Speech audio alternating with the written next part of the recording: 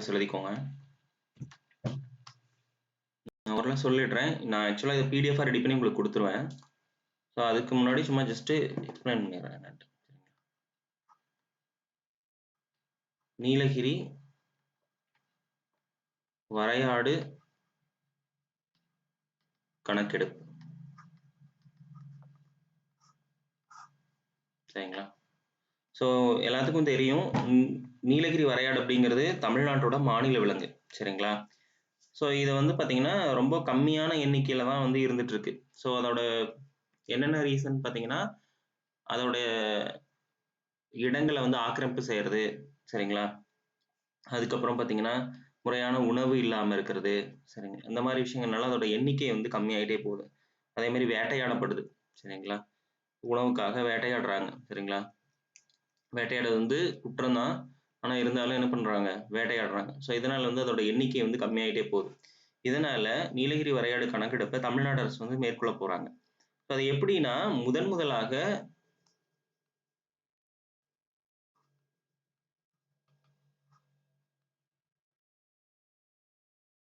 Drone மூலமாக. சரிங்களா? Drone மூலம் வந்து இதை வந்து செய்யறாங்க.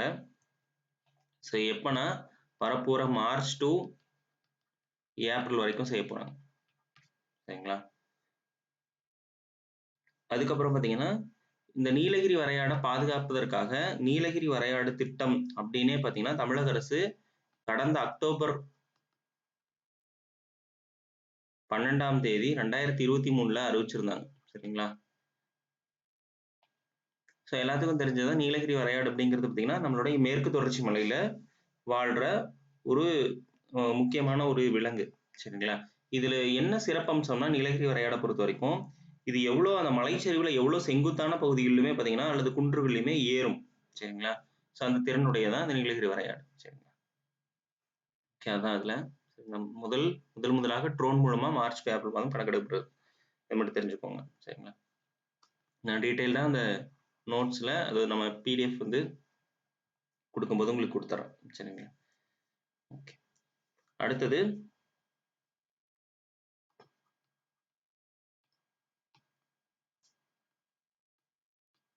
உலக தமிழ்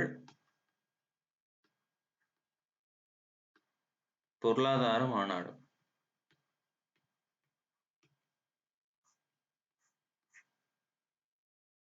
ஸோ இப்போ வந்து பார்த்தீங்கன்னா இது வரைக்கும் 9 மாநாடுகள் நடந்திருக்கு. இப்போ நடக்க போறது 10வது மாநாடு. இடம் பார்த்தீங்கன்னா சென்னை. சரிங்களா? அடுத்தது 3வது பார்த்தீங்கன்னா இந்த நம்ம பார்த்தீங்கன்னா ஜனவரி 1ஆம் தேதி நியூ இயர் அன்னைக்கு பார்த்தீங்கன்னா ஐஎஸ்ஆர்ஓ பார்த்தீங்கன்னா ஒரு ராக்கெட் வந்து லான்ச் பண்ணாங்க. அது என்னன்னு பார்த்தீங்கன்னா பிஎஸ்எல்வி C58 இந்த ராக்கெட். சரிங்களா? அதுல என்ன செயற்கைக்குள் அனுப்புனாங்கன்னு பார்த்தீங்கன்னா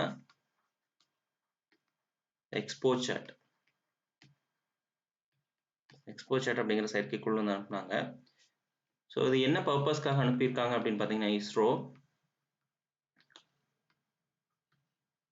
கருத்துளை, அதுக்கப்புறம்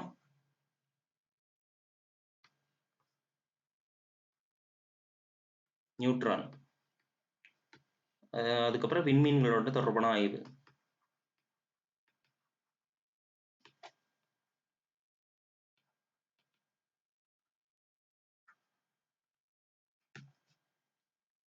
சரிங்களா? இது பண்றதுக்காக இந்த எக்ஸ்போசாட் அப்படிங்கிற செயற்கைக்கோள் வந்து பிஎஸ்எல்வி C58 ராக்கெட் மூலமாக எந்த தேதினா இந்த இயர் நியூ இயர் அன்னைக்கு 1/1/2024 அப்ப விண்ணில் செலுத்தப்பட்டது. சரிங்களா? இது வந்து ஆந்திர மாநிலம் ஸ்ரீஹரிகோட்டால இருக்கிற சதீஷ் தவான் விண்வெளி மையத்தின் அது ஏவுதள மையத்திலிருந்து அனுப்பப்பட்டது. சரிங்களா? ஓகே, ஸோ இதை பத்தி இந்த பிஎஸ்எல்வில பார்த்தீங்கன்னா நமக்கு அனுப்பின ராக்கெட் மூலமா மறுபடியும் கரண்ட்லாம் ஜெனரேட் பண்ணாங்க, நம்ம பின்னாடி பார்க்கலாம். சரிங்களா? ஸோ இப்போதைக்கு பிஎஸ்எல்வி C58 மூலமா எக்ஸ்போசாட் என்ன பர்பஸ்க்காகனா கருத்துளை, நியூட்ரான் மற்றும் விண்மீன் தொடர்பான ஆய்வு. சரிங்களா? இதெல்லாம் பார்த்தீங்கன்னா பிரபஞ்சம் தோன்றியது பற்றின ஆய்வுகள் தான். ஓகே. அடுத்த பக்கம்.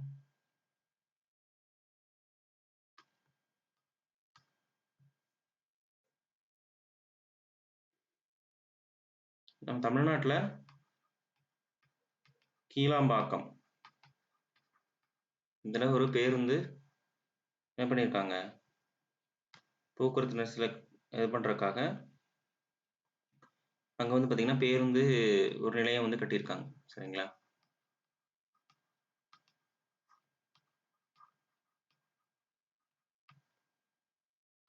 ஆல்ரெடி கோயம்பேட்டில் ஒரு பேருந்து நிலையம் வந்து இருக்கு. ஸோ இது வந்து ரொம்ப பெரிய பேருந்து நிலையம். கீழாம்பாக்கத்தில் இருக்கிறது பார்த்தீங்கன்னா ரொம்ப பெரிய பேருந்து நிலையம்.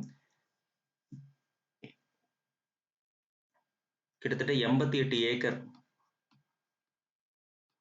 பரப்புல வந்து கட்டியிருக்காங்க. சரிங்களா?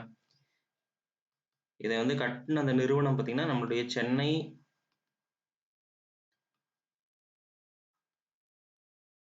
பெருநகர வளர்ச்சி குழுமம்.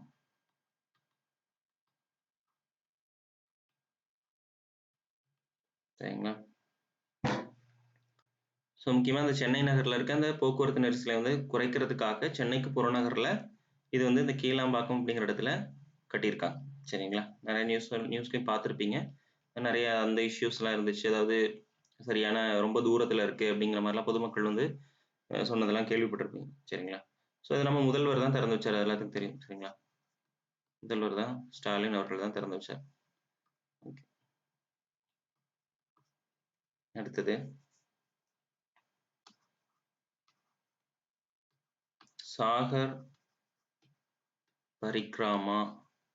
சாகர் பரிக்ராமானா தமிழ்ல கடல் பயணம் திட்டம். சரிங்களா? கடல் பயணம் அப்படிங்கிற திட்டம்னா ஹிந்தியில தானே பேர் வைப்பாங்க, அதனால சாகர் பரிக்ராமா அப்படிங்கிற பேர் வந்து தெரிஞ்சுக்கோங்க. சரிங்களா? சரி, இந்த திட்டம் எப்ப தொடங்கப்பட்டதுன்னா 2022 தொடங்கிட்டாங்க. சரிங்களா? யார் தொடங்கினாங்கன்னா மத்திய அரசு. சரிங்களா? எங்க தொடங்குனாங்க அப்படின்னு பாத்தீங்கன்னா குஜராத்ல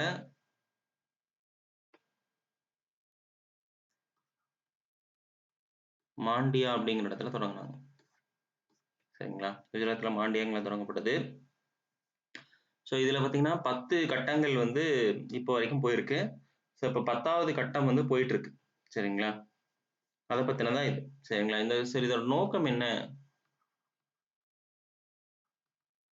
திட்டத்தோட நோக்கம் என்ன, சாகர் பரிக்ராமா அப்படிங்கிற திட்டத்தோட நோக்கம் என்னன்னா, மத்திய அரசுல இருந்து யாராவது ஒரு மினிஸ்டர்ஸோ அல்லது பெரிய ஆளோ நேரடியாக வந்து மீனவர்களை சந்திச்சு மத்திய அரசு இந்த திட்டங்கள்லாம் மீனவர்களுக்காக கொண்டு வந்திருக்கு, உங்களுடைய நீங்க வந்து அதுல வந்து பெற்று பயன் பெறுங்க, அது எப்படிலாம் நீங்க வந்து அந்த திட்டத்தை வந்து பெற முடியும் அப்படிங்கிறத பத்தி கடல் பயணம் மூலியமா, அதாவது கடலை பயணம் செஞ்சுட்டு அவங்களுக்கு வந்து எக்ஸ்பிளைன் பண்றதுதான் இந்த சாகர் பரிக்ராமா திட்டம். சரிங்களா? நான் உங்களுக்கு என்னென்ன திட்டம் கொண்டு வந்திருக்கேன், இந்த திட்டம் உங்களுக்கு என்ன பயன், எப்படி நீங்க இதுல இணையலாம் அப்படிங்கிறது எல்லாத்தையும் அந்த சாகர் பரிக்ராமா அந்த கடல் பயணத்துல மீனவர்கள் கூட மத்திய அரசுல இருந்து வர ஒரு மினிஸ்டரோ அல்லது பெரிய ஒரு பதவியில இருக்க, உயர் பதவியில் இருக்க ஒருத்தரோ என்ன பண்ணுவாரு, எக்ஸ்பிளைன் பண்ணுவாரு. சரிங்களா? அதே மாதிரி அந்த டைம்ல நலத்திட்ட உதவிகள் எல்லாமே கொடுப்பாங்க. ஸோ அந்த பத்தின திட்டம் தான் அதோட அதுதான் இதோட திட்டத்தோட நோக்கம். சரிங்களா? மீனவர்கள் சந்தித்து கலந்துரையாடல்.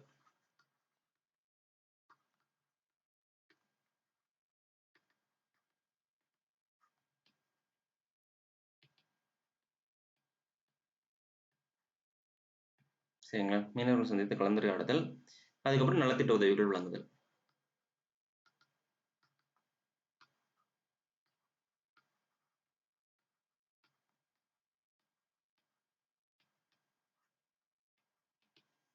ஓகேங்களா? ஸோ இது வரைக்கும் 9 கட்டம் போயிருக்குன்னு, இது 10வது கட்டம்.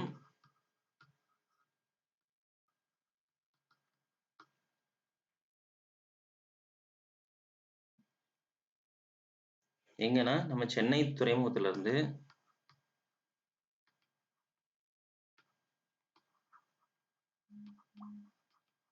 ஆந்திரா அந்த கடல் பயணத்துல 10வது கட்டம் வந்து நடந்துட்டு இருக்கு. சரிங்களா? ஆந்திரால நெல்லூர், தமிழ்நாட்டுல சென்னையில இருந்து ஆந்திரால நெல்லூர் வரைக்கும் இந்த கடல் பயணம் வந்து பண்றாங்க. சரிங்களா? இந்த திட்டத்தை கொண்டு வந்த மினிஸ்ட்ரி, அதாவது எந்த துறைன்னு பார்த்தீங்கன்னா மீன்வளத்துறை, மத்திய மீன்வளத்துறை.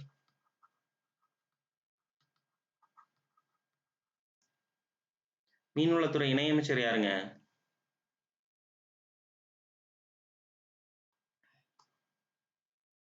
மீன்வளத்துறை இணையமைச்சர் யாரு?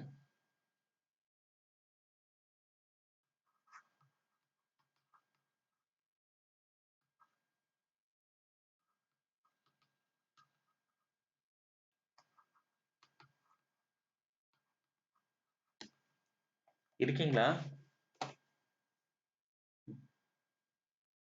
மீன்வளத்துறையோட இணையமைச்சர் யாருங்க?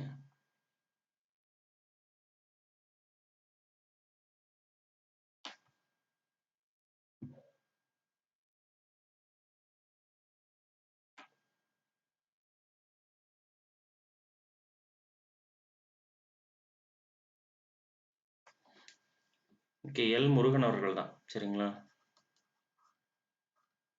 எல் முருகன் தான் மீன்வளத்துறையோட இணையமைச்சரா இருக்காரு இப்போ. ஓகே, இந்த மீன்வளத்துறை அப்படிங்கிறது பார்த்தீங்கன்னா 2019க்கு முன்னாடி இல்ல. ஸோ 2019ல தான் மத்திய அரசு மத்திய மீன்வளத்துறை அப்படின்னு சொல்லி ஒரு துறையை வந்து ஏற்படுத்தி, அதுல வந்து என்ன சொல்றது, நம்மளுடைய நீல பொருளாதாரம் சொல்லக்கூடிய இந்த மீன் அல்லது அந்த கடல் சார்ந்த பொருளாதாரத்தை வந்து மேம்படுத்துவதற்காக இந்த மத்திய அரசு வந்து மீன்வளத்துறை அப்படின்னு சொல்லி கொண்டு வந்திருக்காங்க. சரிங்களா? ஸோ இப்போ இந்தியாவை பொறுத்த வரைக்கும் இறால் உற்பத்தியில இந்தியா வந்து பார்த்தீங்கன்னா உலகிலேயே முதலிடத்துல இருக்கு. சரிங்களா? ஃபர்ஸ்ட் பிளேஸ்ல இருக்காங்க. அதே மாதிரி கடல்சார் பொருட்கள் ஏற்றுமதியில 4வது இடத்துல இருக்கும். சரிங்களா? ஸோ இதெல்லாமே இந்த சாகர் பரிக்ரமா கடல் பயணம் திட்டம் மூலமா தெரிஞ்சுக்கணும். மத்திய அரசு கொண்டு வந்தாங்க. எங்க ஃபர்ஸ்ட் ஆரம்பிச்சாங்கன்னு பார்த்தீங்கன்னா குஜராத் மாநிலம் மாண்டியால வந்து ஆரம்பிச்சாங்க. நோக்கம் பார்த்தீங்கன்னா மீனவர்கள் சந்தித்து கலந்துரையாடுதல். ஏதாவது ஒரு மினிஸ்டர் வந்து என்ன பண்ணுவார், மீனவர்கள் சந்தித்து கலந்துரையாடி அவங்களுக்கு நலத்திட்ட உதவிகளை வழங்குவாங்க. இது வரைக்கும் 9 கட்டங்கள் போயிருக்கு. 10வது கட்டம் இப்போ 2024ல ஆரம்பிச்சிருக்காங்க. இது சென்னையில இருந்து ஆந்திரா வரைக்கும் அந்த நெல்லூர் கடல் பயணம் மூலமா மீனவர்களை சந்திக்க போறாங்க. மத்திய மீன்வளத்துறை தான் இந்த திட்டத்தை வந்து கொண்டு வந்திருக்காங்க. சரிங்களா? தற்போது மத்திய மீன்வளத்துறையோட இணையமைச்சராக இருக்கிறவர் பார்த்தீங்கன்னா எல்முருகன், தமிழ்நாட்டை சார்ந்தவர். ஓகேங்களா? அதுக்கப்புறம் 2019ல தான் மத்திய அரசு மீன்வளத்துறை அப்படிங்கிற ஒரு துறையவே கொண்டு வராங்க. இறால் உற்பத்தியில நம்ம ஃபர்ஸ்ட் இருக்கோம். இதனால ஏற்றுமதியில் 4வது இடத்துல இருக்கும், கடல்சார் பொருட்கள் ஏற்றுமதியில். ஓகேவா? நெக்ஸ்ட்,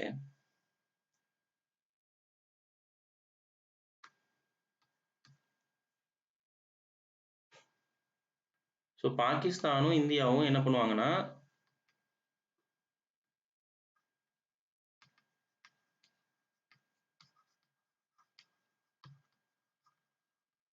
தங்கள்கிட்ட இருக்க அணுமின் நிலையம் பற்றின தகவலை வந்து பரிமாறிப்பாங்க. சரிங்களா? ஸோ அது எப்பவுமே பார்த்தீங்கன்னா இந்த ஜனவரி மாதம் நடக்கும். இது ஆண்டாண்டு நடக்கிற ஒரு ப்ரொசீஜர் தான். ஸோ எதுக்காகனா ஐநா சபை மற்றும் இவங்க 2 பேரும், இந்தியா மற்றும் பாகிஸ்தான் இடையே ஒரு ஒப்பந்தம் போட்டிருப்பாங்க. சரிங்களா? அதாவது அணு பொருட்களை வந்து மின்சார உற்பத்தியை தவிர வேற எந்த பர்பஸ்க்காகவும் நம்ம என்ன பண்ண முடியாது, அதாவது இந்த அணுகுண்டு தயாரிக்கிறது அந்த மாதிரி விஷயத்துக்கு பண்ண முடியாது. ஸோ அது எப்ப பண்ணலாம்னா அந்த இவங்க இருக்காங்க, உலக அணுசக்தி கழகம் இருக்காங்க, அவங்க கிட்ட பெர்மிஷன்லாம் வாங்கிட்டு தான் நம்ம என்ன பண்ண முடியும், அந்த மாதிரி பண்ண முடியும். ஸோ அதுக்காக இவங்க 2 பேரும் அண்டை நாடுகளான பாகிஸ்தானும் இந்தியாவும் பார்த்தீங்கன்னா அணு சக்தி வந்து வச்சிருக்க நாடுகள். சரிங்களா? வேற எந்த நாடுமே பக்கத்துல இருக்க நாடுகள் அணுசக்தி கிடையாது. சீனா இருக்காங்க, ஆனா சீனா நம்ம பெருசா பரிமாறிக்க மாட்டோம். ஸோ இந்தியாவும் பாகிஸ்தானும் வந்து அணு உற்பத்தி, அதாவது அணு குண்டுகள் அல்லது வச்சிருக்க நாடுகள்னால தங்களுடைய அணுமின் நிலையங்கள் பத்தின தகவலை வந்து இவங்க வந்து ஆண்டாண்டுக்கும் பரிமாறிப்பாங்க. சரிங்களா? ஸோ அதுதான் வந்து நடக்கிறது. இந்த பட்டியல் பார்த்தீங்கன்னா தற்போது 33வது பட்டியல். சரிங்களா? பரிமாறிக்கொள்ளும் பட்டியல் வந்து 33வது பட்டியல். சரிங்களா?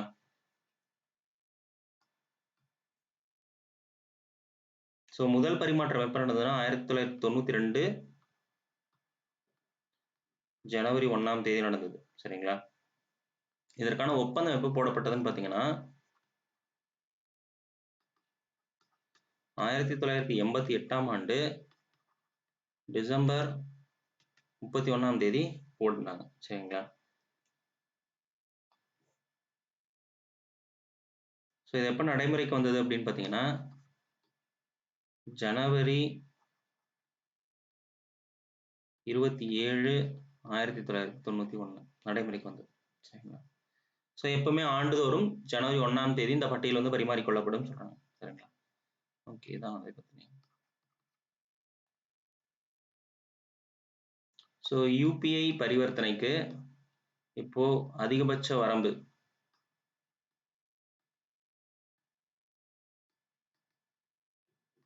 ஆர்பிஐ வந்து அதிகரிச்சிருக்காங்க.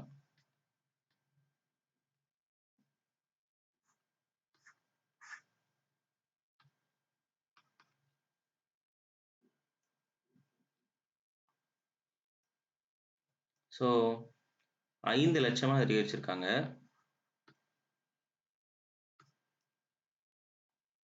ஸோ அந்த 5 லட்சம் பார்த்தீங்கன்னா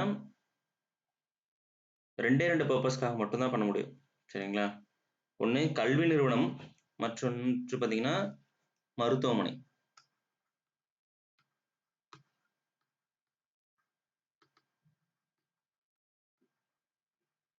இவங்களுக்கு தான் வந்து 5 லட்சமா வந்து அதிகரிச்சிருக்காங்க. மற்ற எல்லாத்துக்குமே பார்த்தீங்கன்னா 1 லட்சம் தான். சரிங்களா?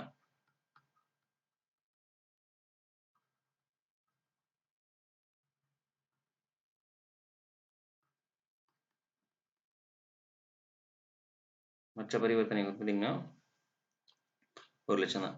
ஸோ யூபிஐனா ஃபுல் ஃபார்ம் என்னங்க? யூபிஐயோட ஃபுல் ஃபார்ம் என்ன? ஸோ தெரிஞ்சவங்க சொல்லுங்க. தெரிஞ்சவங்க சொன்னீங்கன்னா தான் இன்ட்ராக்ஷனாக போகும். ஜஸ்ட் நான் சொல்கிறத நீங்கள் கேட்டிருந்தீங்கன்னா உங்களுக்கு ஒரு மாதிரி இதாக தான் இருக்கும். ஸோ யூபிஐனா என்ன? யூபிஐ பரிவர்த்தனை என்ன? இங்கிலீஷில் அப்ரிவேஷன் சொல்லுங்கள். Okay, யூபிஐனா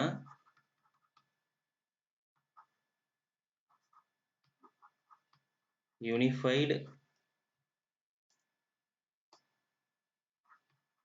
payment interface. சரிங்களா? யூனிஃபைட்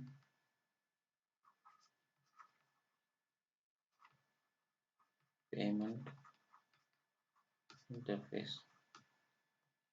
சரிங்களா? ஸோ அதான். ஸோ இதெல்லாம் வந்து ஸோ யூபிஐ, அதாவது இந்த நம்ம கூகுள் பே, ஃபோன்பேலாம் யூஸ் பண்ணுறோம்ல, அதான் யூபிஐ பரிவர்த்தனைன்னு சொல்லுவோம். ஸோ அதில் கிட்டத்தட்ட நம்மளுடைய 2023 அதிகமாக பண்ணியிருக்காங்க. சரிங்களா? ஸோ கிட்டத்தட்ட 10 பில்லியன் பரிவர்த்தனைகள் வந்து பண்ணியிருக்கோம். சரிங்களா?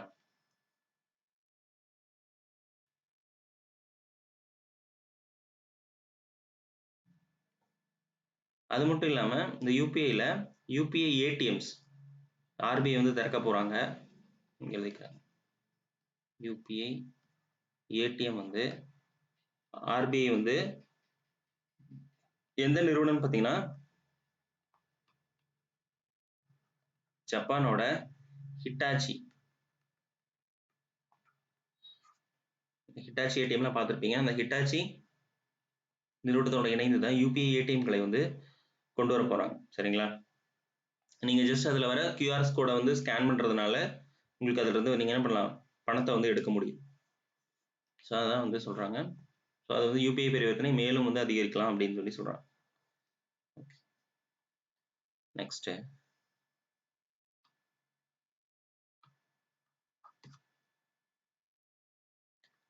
தமிழ்நாட்டில் அந்த துப்பாக்கிச்சூடு வந்து நடந்தது தூத்துக்குடியில். சரிங்களா?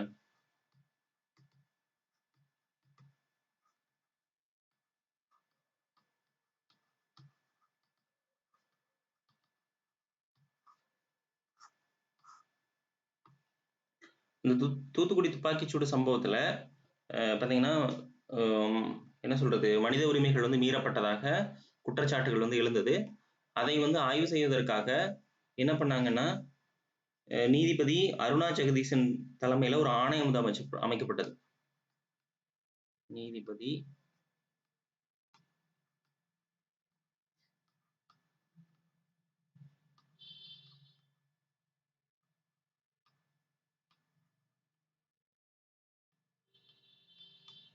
ஆணையம் வந்து அமைக்கப்பட்டது. ஸோ தற்போது ரீசெண்டா என்ன பண்ணியிருக்காங்கன்னா, இந்த ஆணையம் வந்து பரிந்துரைகளை வந்து வழங்கியிருக்காங்க. அந்த பரிந்துரை அடிப்படையில கிட்டத்தட்ட 17 காவல்துறை அலுவலர்கள் மூலமா மீது வந்து என்ன பண்ணியிருக்காங்க? நடவடிக்கை வந்து எடுத்திருக்காங்க. சரிங்களா?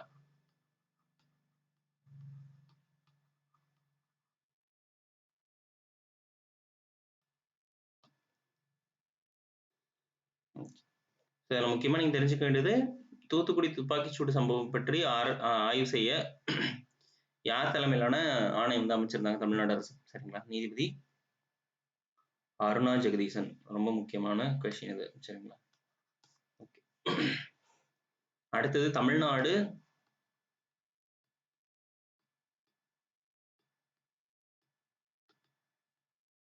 தென்னை நார் கொள்கை.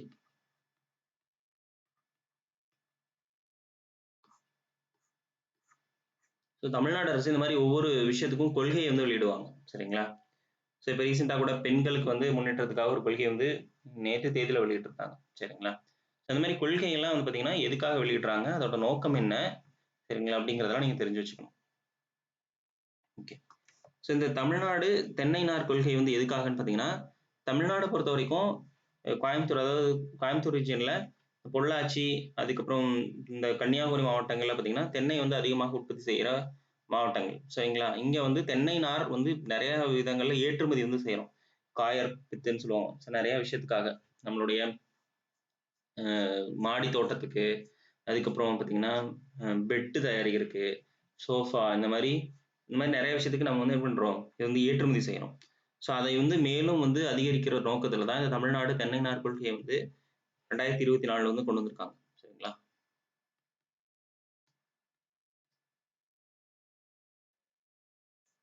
ஸோ பார்த்தீங்கன்னா உலக தரத்துல மதிப்பு கூட்டப்பட்ட பொருட்கள் தயாரிக்கிறது தான் இதோட நோக்கம்.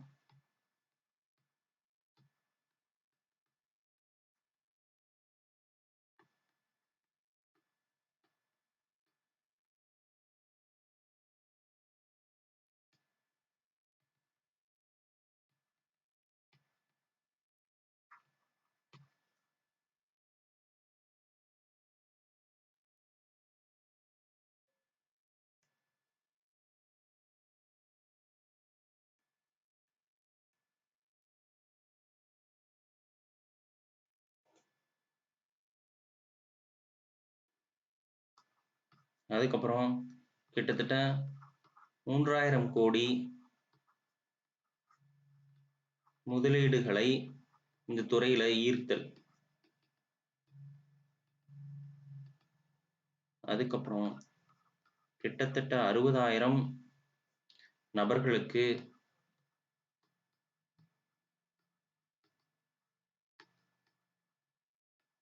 வேலை வாய்ப்பு.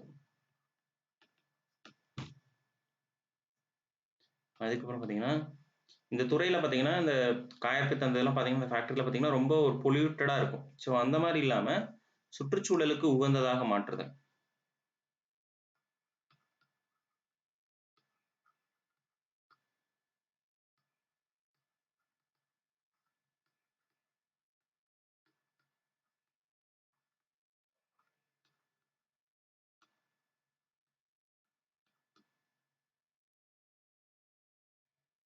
அதுக்கப்புறம் ஆராய்ச்சி மற்றும் மேம்பாடு.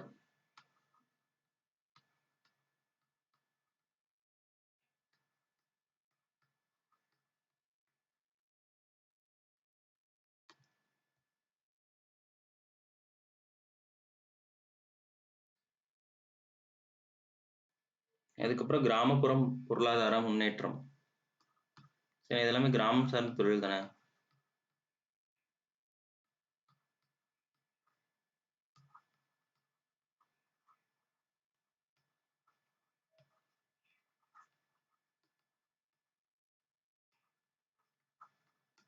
முன்னேற்றம். சரிங்களா?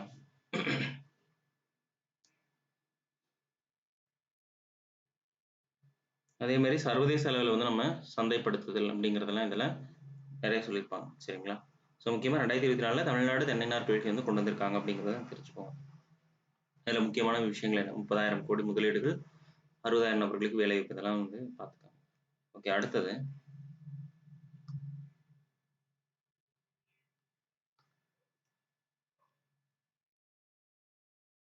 மத்திய அரசு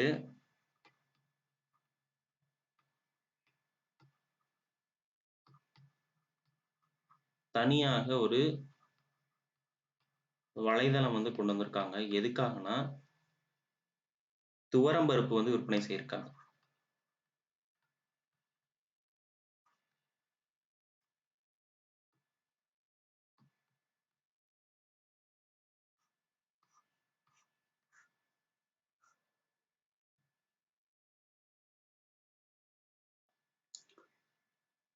இது எதுக்காக கொண்டு வந்திருக்காங்க அப்படின்னா, துவரம் பருப்பை வந்து பார்த்தீங்கன்னா நமக்கு மினிமம் சப்போர்ட்டிங் ப்ரைஸ்னு சொல்லுவாங்க. சரிங்களா? அந்த மினிமம் சப்போர்ட்டிங் ப்ரைஸ் வந்து பெருசா வந்து விவசாயிகளுக்கு வந்து பலன் கொடுக்கறது இல்ல. அது என்ன ரீசன்னாலனா அவங்க வந்து உற்பத்தி செலவை விட விற்பனை வந்து விவசாயிகள் வந்து விற்கிற வந்து ரேட் வந்து கம்மியா இருக்காங்க. ஆனா மார்க்கெட்ல வந்து ரேட் வந்து ஜாஸ்தி. விவசாயிட்ட இருந்து கொள்முதல் பண்ற விலை வந்து ரொம்ப கம்மியா இருக்கு.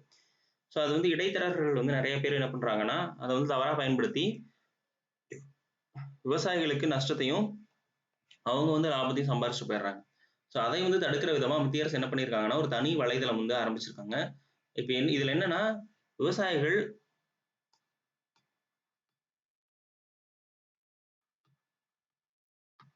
என்ன பண்ணலாம்னா நேரடியாக விற்பனை செய்ய முடியும். சரிங்களா? தங்கள்ட்ட இருக்க பருப்புக்கு தாங்களே ரேட்டை வந்து ஃபிக்ஸ் பண்ணி, அதாவது தரத்தை பொறுத்து ஒரு விலை வந்து நிர்ணயம் செஞ்சு அவங்களே என்ன பண்ணலாம்னா நேரடியாக வந்து நுகர்வோருக்கு வந்து விற்பனை செய்ய முடியும். அதுதான் இந்த வலைதளத்தோட முக்கியமான நோக்கம். சரிங்களா? இதனால என்ன நல்லது நடக்கும் அப்படின்னா, விவசாயிகள் நிறைய பேரு துவரம் பருப்பை வந்து உற்பத்தி செய்வாங்க.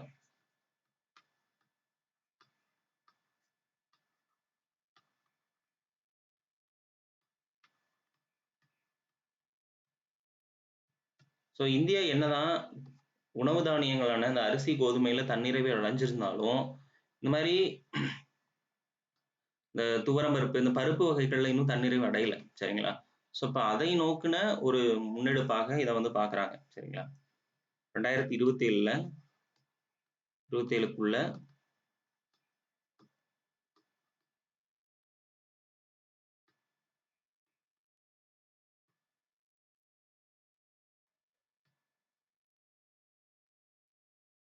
தன்னிறைவு அப்படிங்கிற நோக்கம் தான் சொல்றாங்க. சரிங்களா?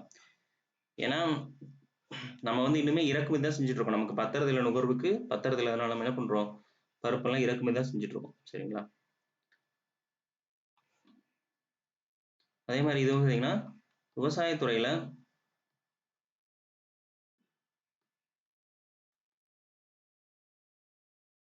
இந்த மாதிரி ஒவ்வொரு பொருட்களுக்கும் பண்ணும்போது ஒரு பெரிய சீர்திருத்தம் ஏற்படும் அப்படின்னு சொல்லி சொல்றாங்க.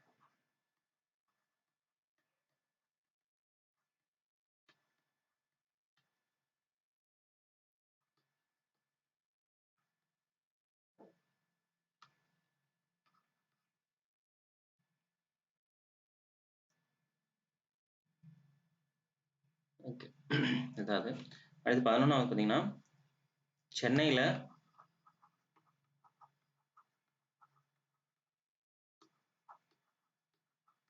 ஜனவரி 7 to 8 ஆகிய தேதிகளில் உலக முதலீட்டாளர்கள்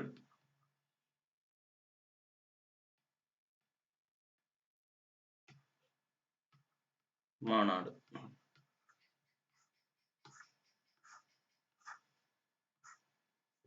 வந்து நடக்க போகுது. சரிங்களா?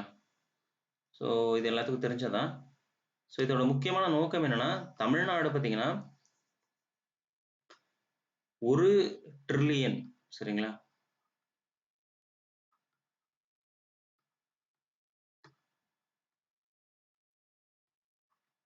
அமெரிக்க டாலர் அப்படிங்கிற அந்த பொருளாதார இலக்கை வந்து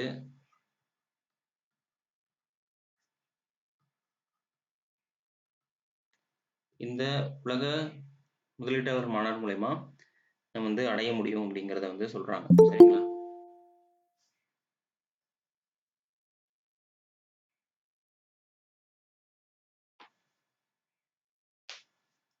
இதுல இந்த தொடங்கின விஷயத்துல இன்னொன்னு என்னன்னா,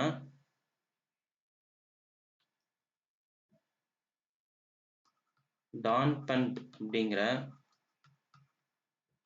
திட்டம்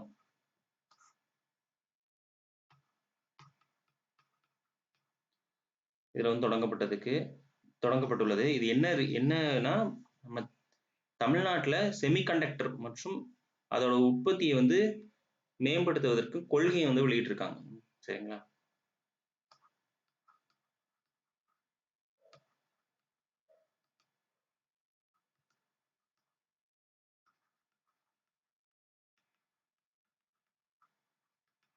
உற்பத்தி கொள்கை. சரிங்களா? அதான் வந்து டான்பண்ட் திட்டம் சொல்றான்.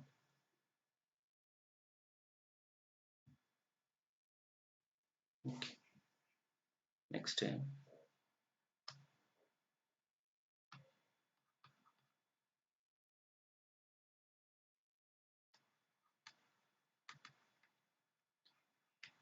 விண்வெளியில 180 வாட்ஸ் மின்சாரம்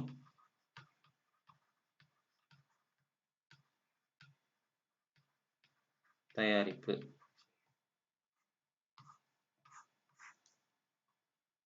ஸோ என்ன விண்வெளியில 180 வாட்ஸ் மின்சாரம் தயாரிச்சிருக்காங்கன்னா,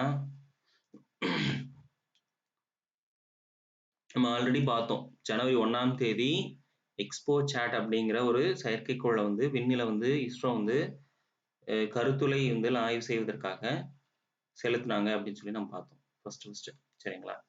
ஸோ அதோட கண்டினியூ அதுல அதுக்கப்புறம் நடந்த விஷயங்கள் தான் இது. ஸோ என்ன பண்ணாங்கன்னா, சுமார் 600 கிலோமீட்டர் ஹைட்ல உயரத்துல அது வந்து நிலைநிறுத்தப்பட்டது. சரிங்களா?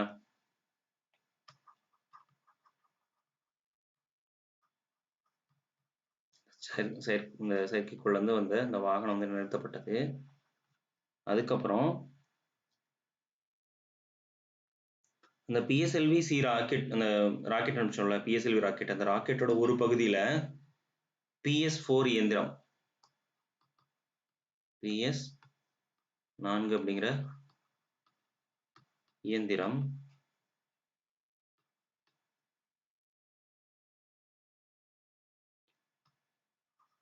போயம்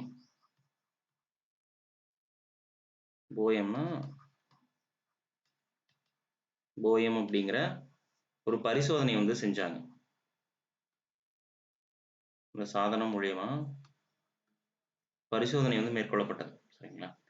போயமோட ஃபுல் ஃபார்ம் என்னன்னா, பிஎஸ்எல்வி ஆர்பிட்டல் எக்ஸ்பெரிமெண்டல் மாடியூல். போயமோட ஃபுல் ஃபார்ம் என்னன்னா, பிஎஸ்எல்வி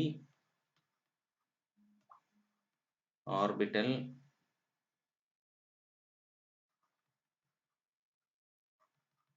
எக்ஸ்பெரிமெண்டல்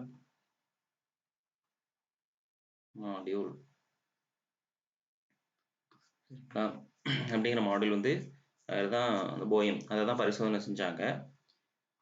இந்த PS4 இயந்திரம் என்னன்னா, அதுல ஒரு கருவி வச்சிருந்தாங்க. சரிங்களா? அந்த கருவி பேர் என்னன்னா FCPS. FCPSனா fuel cell power system. சரிங்களா? இந்த கருவி எதுக்காகனா, மின்சாரம் தயாரிப்பதற்காக சோதனையை வந்து மேற்கொள்வதற்காக. ஸோ அது வெற்றிகரமாக சோதனை செய்யப்பட்டது. சரிங்களா? ஸோ அந்த சோதனையில தான் நமக்கு 180 வாட்ஸ் வந்து என்ன பண்ணாங்க, தயாரிச்சிருக்காங்க. சரிங்களா? ஓகே. அதுல ஹைட்ரஜன் அப்புறம் ஆக்சிஜன் இந்த வாயுவை கொண்டு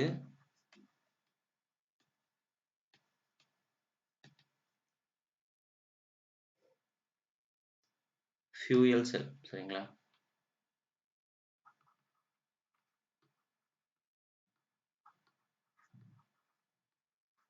கருவி மூலம் மின்சாரம் உற்பத்தி செய்யப்பட்டது.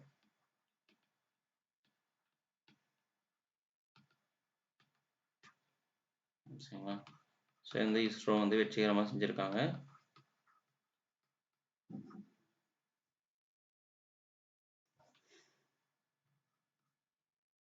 அமெரிக்கா, ஐரோப்பா உள்ளிட்ட நாடுகள் வந்து இந்த சோதனையை வந்து ஏற்கனவே செஞ்சிருக்காங்க. இப்ப இந்தியா வந்து 3வது நாடு. இந்த சோதனை செய்த 3வது நாடு இந்தியா. ஆல்ரெடி செஞ்சது பாத்தீங்கன்னா சரிங்களா, அமெரிக்கா அப்புறம் ஐரோப்பா. ஸோ இவங்க நாசா பண்ணியிருப்பாங்க.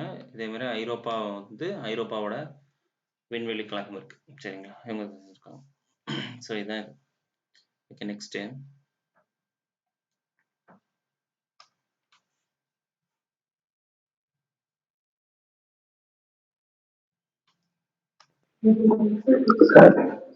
சொல்லுங்க ஜெகதீஷ். செகண்ட் யாருன்னு கேட்டாங்க?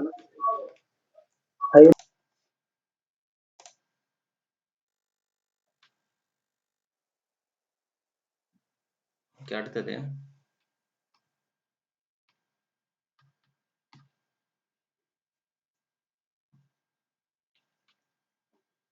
ஸோ கண்காணிப்பு பணிகளுக்காக ஒரு ட்ரோனை வந்து டாக்டர் கலாம் யுஏவி ஆராய்ச்சி மையம் வந்து உருவாக்கியிருக்காங்க. அவங்களுக்கு மத்திய அரசு வந்து காப்புரிமை பேட்டன்ட் வந்து கொடுத்துருக்காங்க. சரிங்களா,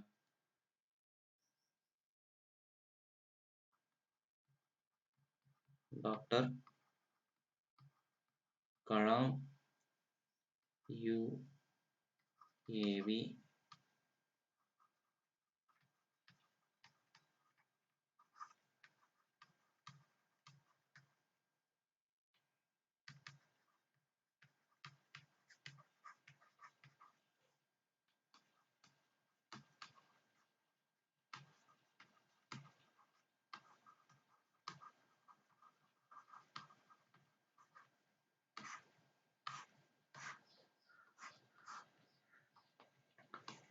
ஸோ டாக்டர் கலாம் யுஏவி மையம் எங்கே இருக்குன்னு பார்த்தீங்கன்னா, நம்மளுடைய சென்னையில் அண்ணா பல்கலைக்கழகத்தோட எம்ஐடி சரிங்களா, எம்ஐடி வளாகத்தில் தான் இந்த யுஏவி மையம் வந்து இருக்கு.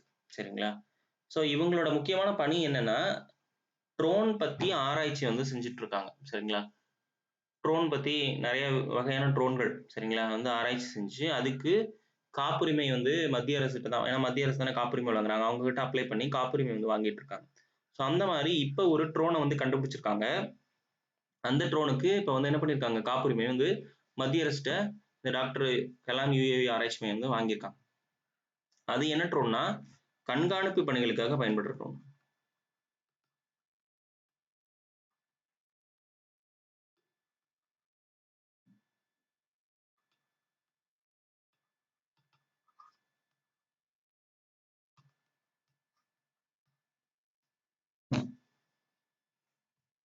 சரிங்களா, ஸோ இந்த யுஏவி மையத்தோட அந்த குழு தலைவர் யாருன்னு பார்த்தீங்கன்னா, பேராசிரியர் செந்தில்குமார்.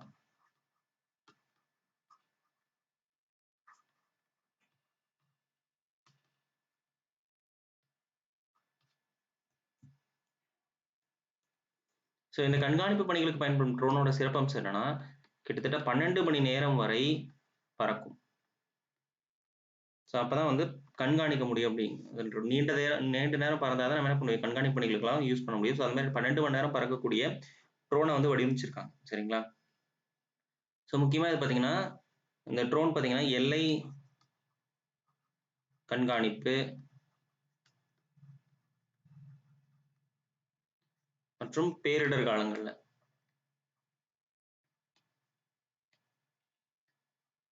உதவி. ஸோ இதுக்கெல்லாம் வந்து இந்த ட்ரோன் வந்து பயன்படுத்தப்படும் அப்படின்னு சொல்லி சொல்றாங்க. சரிங்களா, ஸோ ஆல்ரெடி இது வரைக்குமே நிறைய ட்ரோனுக்கு வந்து இவங்க வந்து காப்புரிமை வாங்கியிருக்காங்க. அதில் பார்த்தீங்கன்னா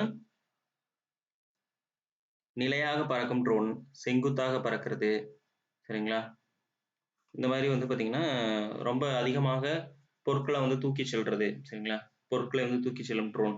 ஸோ இந்த மாதிரிலாம் ஆல்ரெடி வந்து என்ன பண்ணியிருக்காங்க, இவங்க வந்து காப்புரிமை வந்து வாங்கியிருக்காங்க. சரிங்களா, ஸோ இப்போ கண்காணிப்பு பணிகளுக்கு பயன்படும் ட்ரோனுக்கு வந்து காப்புரிமை வந்து பெற்றிருக்காங்க. ஓகே, அவ்வளவுதான் அதை பத்தி. சரிங்களா?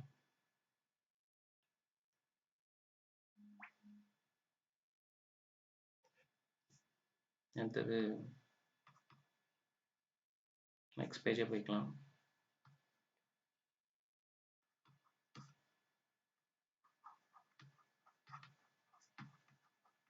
ஆதித்யா L1 யாராவது கேள்விப்பட்டிருக்கீங்களா? அதை ஆதித்யா L1 பத்தி?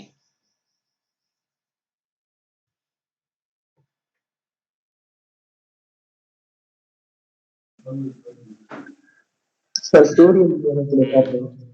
சூரியனை வந்து ஆய்வு செய்வதற்காக இந்தியாவோட, அதாவது இஸ்ரோ வந்து அனுப்பிச்சதுதான் ஆதித்யா L1. சரிங்களா? ரொம்ப முக்கியமான ஒரு விண்கலம் இது. ஆய்வு செய்வதற்காக சூரியனை முதலாக இந்தியாவோட பெரிய ஒரு ப்ராஜெக்ட் இது. ஓகே, அதை பத்தி தான் பார்க்க போறோம். சரிங்களா? ஸோ எல்லாத்துக்கும் தெரிஞ்சு இது வந்து ISRO இஸ்ரோ தான் வந்து அனுப்பியிருக்காங்க. சரிங்களா? ஸோ இது எப்போ அனுப்பிச்சிட்டாங்கன்னு பார்த்தீங்கன்னா,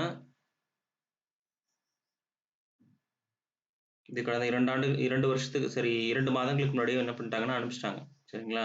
ஸோ இப்போ என்ன அதுல முக்கியமா நடந்திருக்கு அப்படின்னு பார்த்தீங்கன்னா, ஜனவரி 6ஆம் தேதி பூமியிலிருந்து 15 லட்சம் கிலோமீட்டர்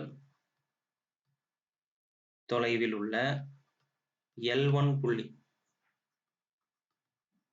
வந்து பார்த்தீங்கன்னா நிலைநிறுத்தப்பட்டுள்ளது. சரிங்களா? அது ஆக்சுவலாக அது L1ங்கிறது அந்த லெக்ராஞ்சியன் 1. L1 புள்ளினா லெக்ராஞ்சியன் 1ன்னு சொல்லுவாங்க. சரிங்களா?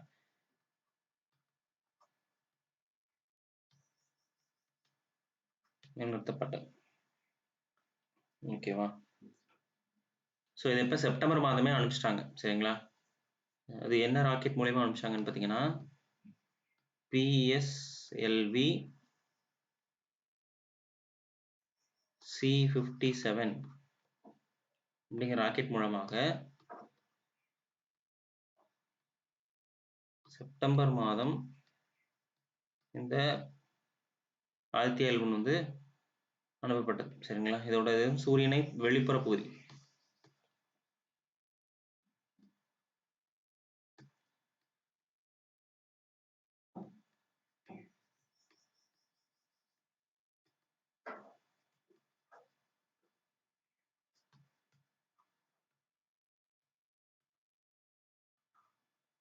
வெளிப்புற பகுதியை ஆய்வு செய்வதா இதோட நோக்கம். ஆதித்யா L1 ப்ராஜெக்டோட நோக்கம் தான். சரிங்களா?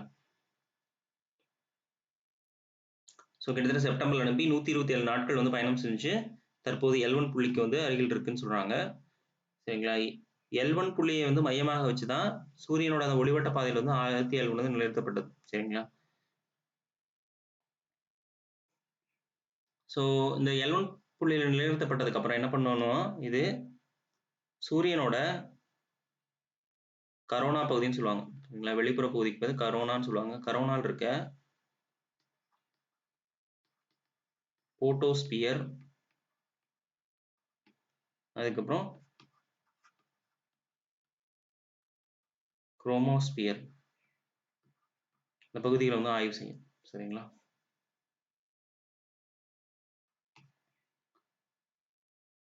ஸோ இது பார்த்தீங்கன்னா சூரியனை ஆய்வு செய்ய இந்தியா அனுப்பும் முதல் விண்கலம். ரொம்ப முக்கியம். சரிங்களா? அதனால இதோட எடை பார்த்தீங்கன்னா சுமார் 1475 கிலோகிராம், மீட்டர்ல கிலோகிராம். சரிங்களா? கிலோகிராம் வந்து எடை கொண்டது. இதோட காலம் பார்த்தீங்கன்னா 5 ஆண்டுகள். 5 ஆண்டுகள் வரைக்கும் இந்த செயல்பாட்டில் இருக்கும். சரிங்களா?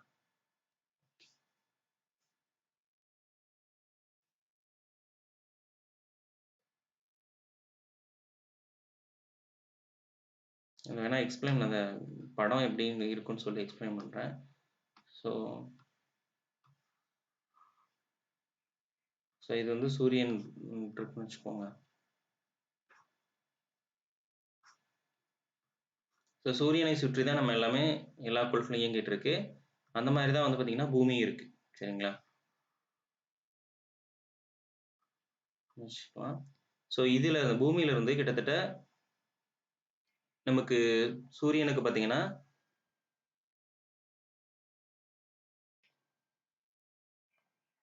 கிட்டத்தட்ட 15 லட்சம் தான் சொல்லுவாங்க. சரிங்களா? ஸோ அப்ப L1 புள்ளி வந்து பார்த்தீங்கன்னா, இந்த இடத்துல இந்த 15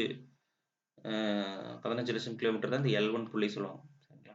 ஸோ இந்த புள்ளியில தான் நம்ம வந்து நிலைநிறுத்தி ஆய்வு செஞ்சுட்டு இருக்கோம். சரிங்களா? சூரியன்ல இருந்து 15 லட்சம் கிலோமீட்டர் இந்த தொலைவு. சரிங்களா?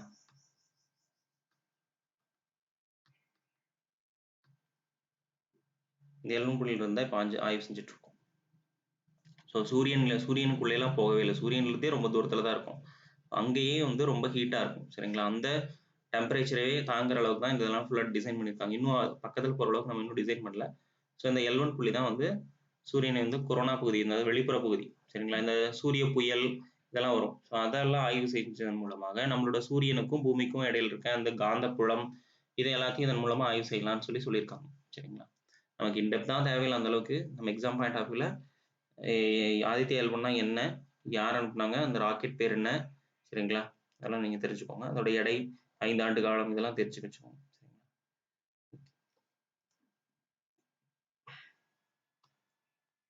அடுத்தது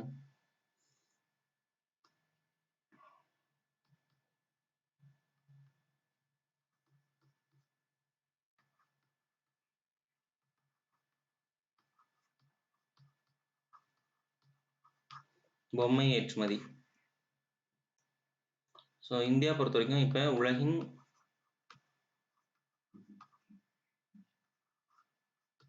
முதல் வரிசையில இருக்கு. பொம்மை ஏற்றுமதியில.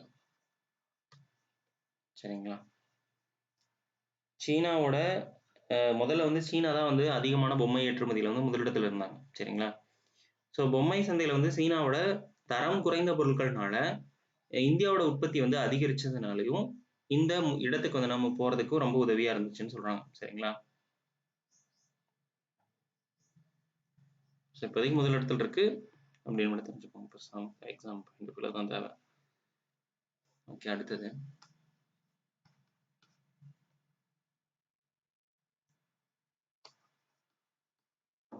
நாட்டின் மிக நீளமான கடல் பாலம்.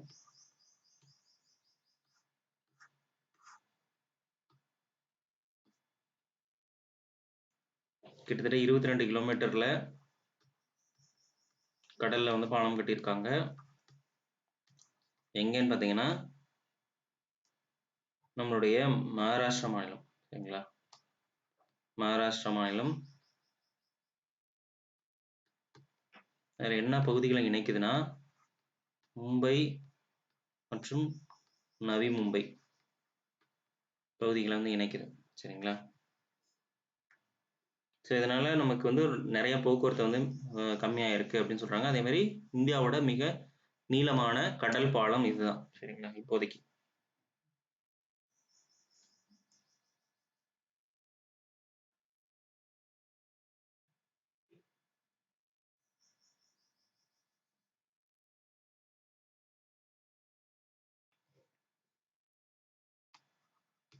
ஸோ இதுக்கு பேர் பார்த்தீங்கன்னா அட்டல் பிகாரி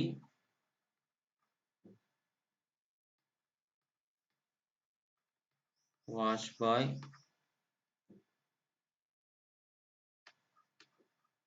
செவ்ரி நவசேவா.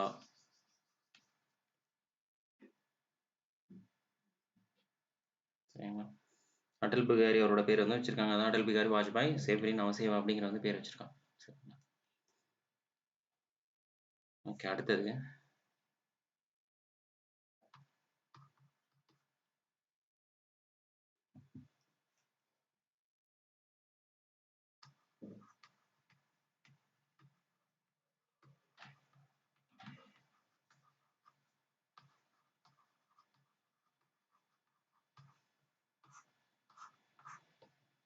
குலசேகரப்பட்டினம் ஏவுதளம். ஸோ குலசேகரப்பட்டினம்ங்கிறது பார்த்தீங்கன்னா தமிழ்நாட்டில் இருக்கு. இங்க வந்து பார்த்தீங்கன்னா என்ன பண்ண போறாங்கன்னா ஏவுதளம் வந்து அமைக்க போறாங்க. சரிங்களா? ஸோ எங்கன்னா கிட்டத்தட்ட நம்ம தூத்துக்குடி மாவட்டத்தில் தான் இருக்கு குலசேகரப்பட்டினம். கடலோர மாவட்டம் தான் அது. சரி, கடலோரத்துல தான் இது இருக்கு. சரிங்களா? ஸோ சிறிய ரக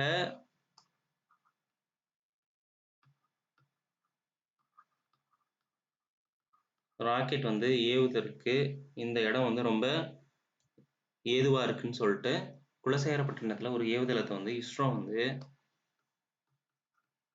கட்டமைக்க போறாங்க. சரிங்களா? கிட்டத்தட்ட பணிகள் பார்த்தீங்கன்னா 80% மேல வந்து முடிஞ்சுது. ஸோ வந்து ஆரம்பிச்சிருவாங்க கூடிய சீக்கிரம். ஸோ இங்க வந்து இன்னும் பார்த்தீங்கன்னா, அதை சுற்றியும் பார்த்தீங்கன்னா நிறையா வந்து ராக்கெட்டோட உதிரி பாகங்கள் வந்து இங்க தமிழ்நாட்டுல தயாரிச்சுட்டு இருக்காங்க. ஸோ அப்ப இங்க வந்து மறுபடியும் நம்ம ராக்கெட் ஏவுதளம் வந்து அமைக்கிறதுனால, இங்கிருந்து நம்ம எப்பவுமே எங்க கொண்டு போவோம்? ஸ்ரீஹரிகோட்டா கொண்டு போவோம். அங்க கொண்டு போறதுக்கு இந்த டிரான்ஸ்போர்டேஷன் செலவு வந்து கம்மியாகும்னு சொல்லி இஸ்ரோ தரப்புல சொல்றாங்க. அது மட்டும் இல்லாம குலசேகரப்பட்டினம் வந்து தென் முனையில இருக்கிறதுனால, ஈஸியாக வந்து பார்த்தீங்கன்னா, ராக்கெட் வந்து ஏவும்போது, மேல போகும்போது, நம்ம அந்த இது வச்சிருப்போம். சயின்ஸ் படிக்கும்போது தெரியும் உங்களுக்கு. சரிங்களா?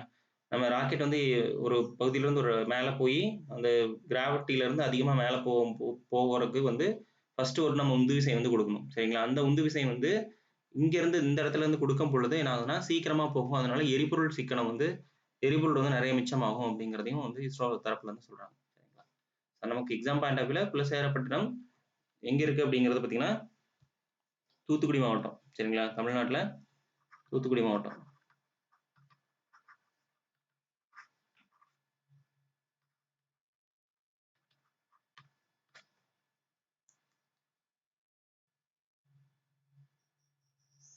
தூத்துக்குடி மாவட்டம், திருச்செந்தூர் வட்டம். திருச்செந்தூர் பக்கத்துல தான் கிட்டத்தட்ட.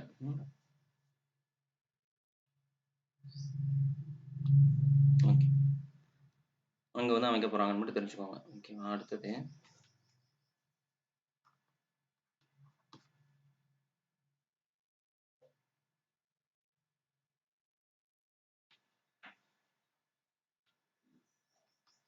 செம்மொழி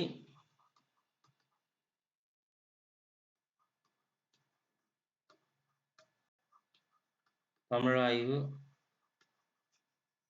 மத்திய நிறுவனம்.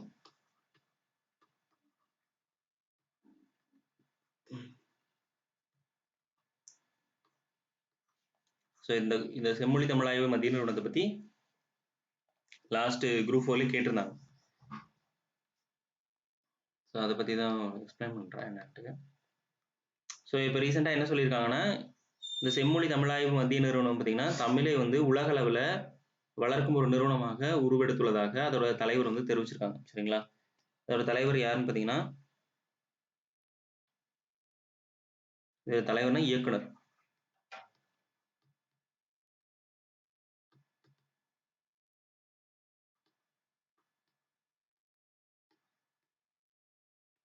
சந்திரசேகர் அவர்கள் வந்து தெரிவிச்சிருக்காங்க. சரிங்களா? ஸோ இந்த செம்மொழி தமிழாய்வு மத்திய நிறுவனம் வந்து எங்க இருக்குன்னு பார்த்தீங்கன்னா, சென்னையில. எப்போ ஆரம்பிச்சு சென்னைக்கு வந்ததுன்னு பார்த்தீங்கன்னா 2008. சரிங்களா? ஸோ தமிழ் வந்து செம்மொழியாக அறிவிக்கப்பட்டது 2004. அதுக்கப்புறம் 2006ல இந்த நிறுவனம் வந்து ஆரம்பிச்சிருக்காங்க. 2006ல வந்து தொடக்கம்.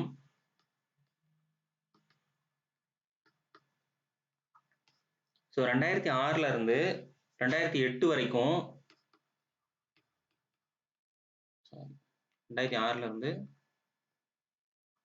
2008 வரைக்கும் மைசூர்ல வந்து இருந்துச்சு இந்த நிறுவனம். அதுக்கப்புறம் 2008க்கு அப்புறம் தான் சென்னையில இருந்து செயல்பட ஆரம்பிச்சாங்க. ஸோ இந்த தலைவரா யார் செயல்படுவார்னா, யார் வந்து அப்போதைக்கு தமிழக முதல்வரா இருக்காரோ அவர் தான் வந்து செம்மொழி தமிழாய்வு மத்திய நிறுவனத்தோட தலைவர். சரிங்களா?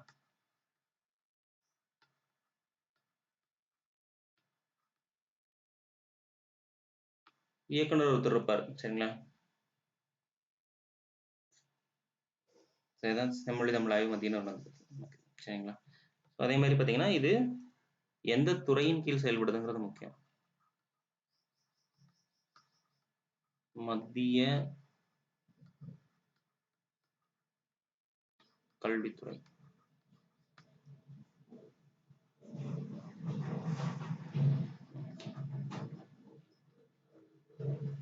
அடுத்தது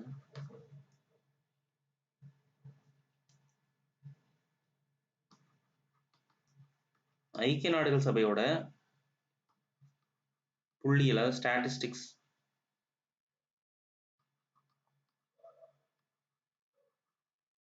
ஆணையத்தின்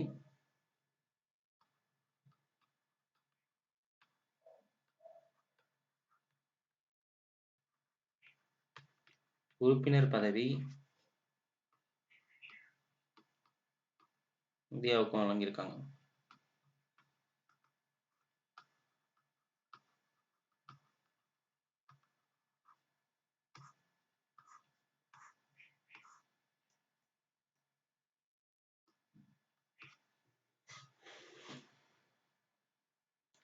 ஸோ நம்ம இந்தியா பொறுத்த வரைக்கும் 4 ஆண்டு காலத்திற்கு இந்த பதவி வந்து வைப்பாங்க.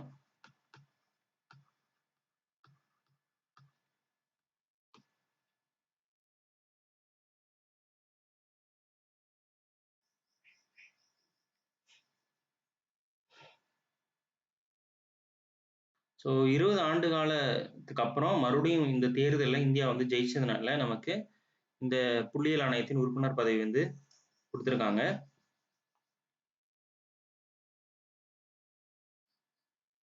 ஸோ 1947 உலகளவில் புள்ளியியல் அமைப்போட உயர்ந்த ஒரு ஆணையமாக இந்த இந்த ஐநா புள்ளியியல் ஆணையம் வந்து இருக்கு.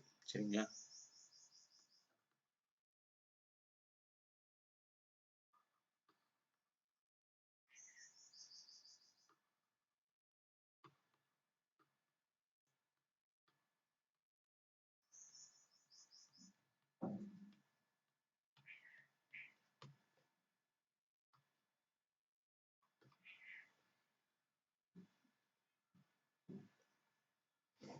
ஓகேங்களா? அடுத்தது 20வது MS சுவாமிநாதன் விருது.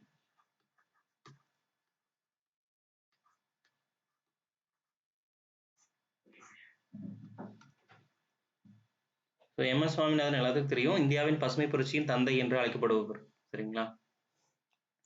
ஸோ இவர் பெயர்ல நமக்கு வந்து என்ன பண்றோம், விருது வந்து கொடுத்துட்டு இருக்கோம். சரிங்களா? எப்போ உருவாக்கப்பட்டதுன்னா இந்த விருது 2004 முதல் வழங்கப்படுகிறது.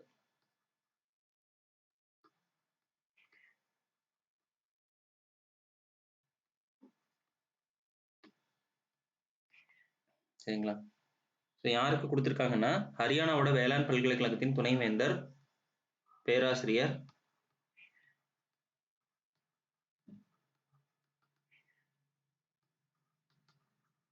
PR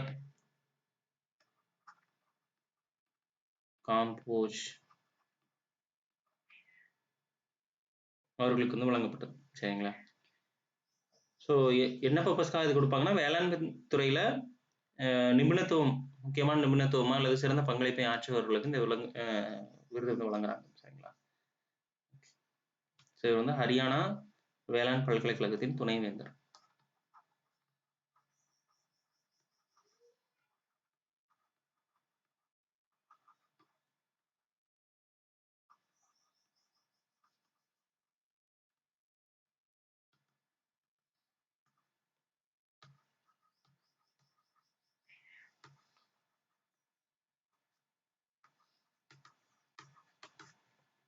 துணைவேந்தர். சரிங்களா?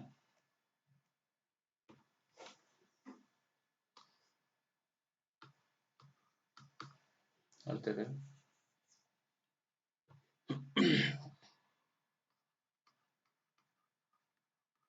பிக்மி 3.0.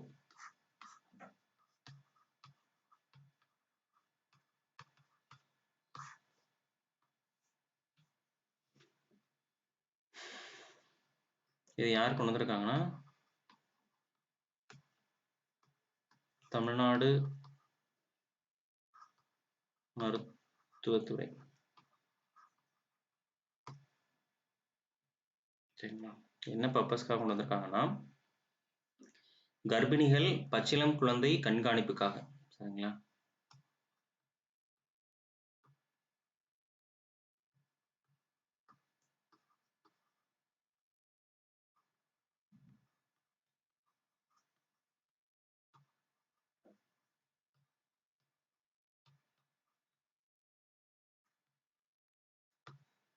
கண்காணிப்புக்காக கொண்டு வந்திருக்காங்க. சரிங்களா? இது வந்து தமிழகத்துல வந்து ஏற்படுற இந்த பிரசவங்கள் மற்றும் மகப்பேறு வசதிகள் தொடர்பான பராமரிப்பு இது எல்லாத்தையுமே இந்த பிக்மி 3.0 அப்படிங்கிற இந்த மென்பொருள் மூலியமா, இது ஒரு மென்பொருள் சரிங்களா, சாஃப்ட்வேர் மென்பொருள் மூலமா பெற்றுக்கொள்ள முடியும் அப்படின்னு சொல்லி சொல்லியிருக்காங்க சரிங்களா.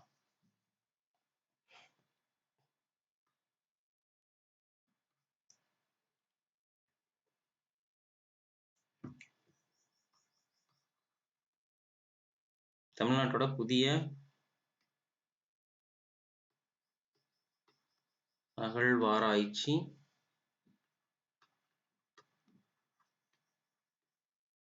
தளங்கள் 2024ல தமிழக அரசு வந்து பார்த்தீங்கன்னா புதுசாக ஆராய்ச்சி அகழ்வாய்வு செய்வதற்கு மத்திய அகழ்வாய்வு ஏதாவது இந்திய தொல்லியல் துறையிட்ட அனுமதி கேட்டிருக்காங்க சரிங்களா. என்னென்ன தளங்கள்னா அது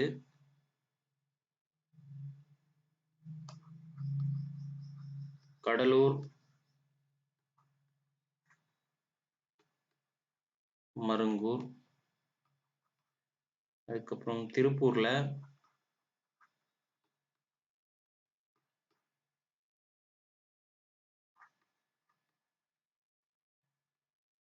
கொங்கல் நகரம்,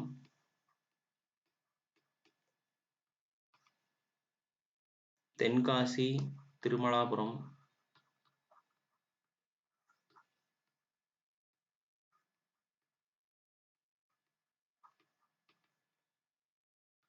நான்காவது கிருஷ்ணகிரி, சென்னனூர். இந்த 4 தளங்கள்ல அகழ்வாய்வு மேற்கொள்வதற்கு தமிழ்நாடு அரசு என்ன பண்ணியிருக்காங்கன்னா இந்திய தொல்லியல் துறையிட்ட அனுமதி வந்து கேட்டிருக்காங்க சரிங்களா.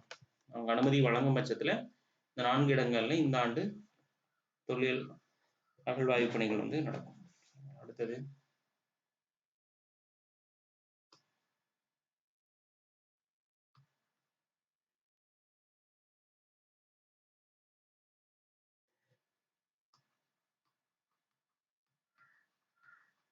தமிழ்நாடு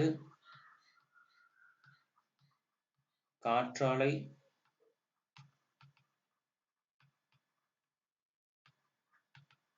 திட்டங்களுக்கான மீள் உருவாக்கம் கொள்கை.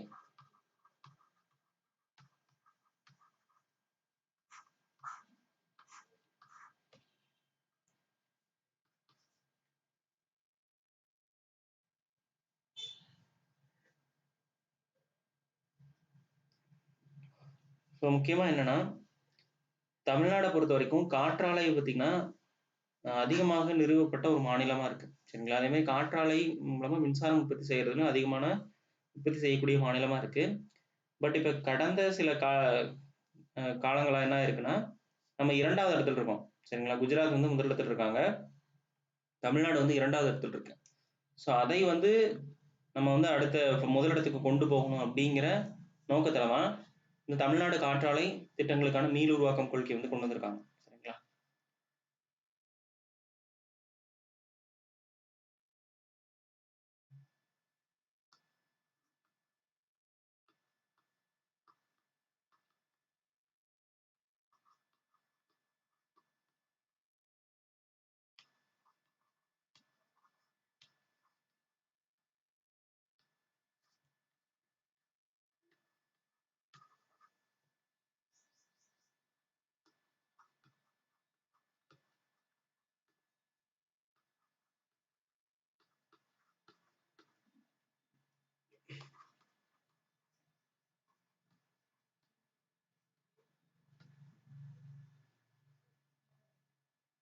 ஓகேங்களா. அடுத்தது தமிழ்நாட்டோட நிறுவப்பட்ட காற்றாலை திறன் பார்த்தீங்கன்னா கிட்டத்தட்ட 10,377.97 மெகாவாட் சரிங்களா.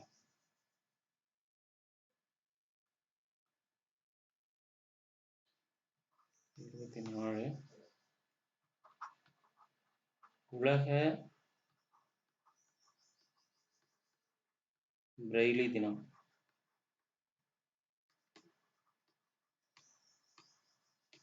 ஜனவரி 4.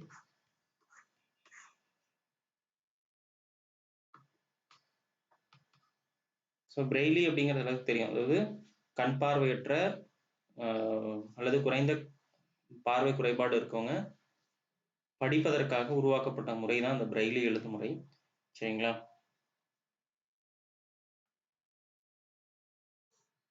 ஸோ எப்போ இதை கொண்டு வந்தாங்கன்னா 1809 ஜனவரி 4 பாரிஸ் நகருக்கு அருகில் இருந்த கூப்புரே அப்படிங்கிற இடத்துல தான் வந்து இந்த முறையை வந்து உருவாக்குனவர் வந்து பிறந்தார். சரிங்களா?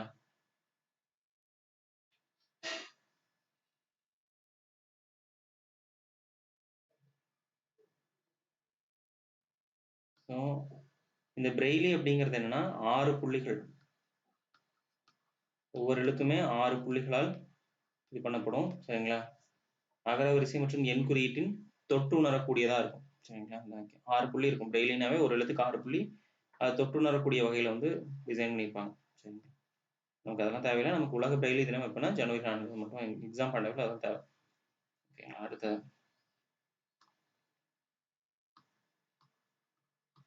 25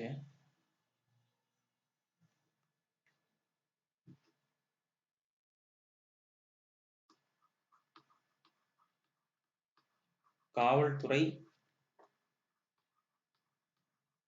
தலைமை இயக்குனர் மற்றும் தலைமை அதிகாரிகளுக்கு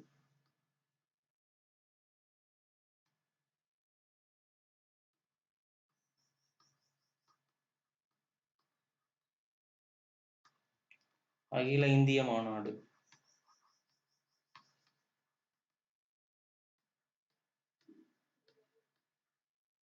எங்க நடக்குதுன்னா ராஜஸ்தான், ஜெய்ப்பூர். இந்த ஆண்டு நடக்க போகுது.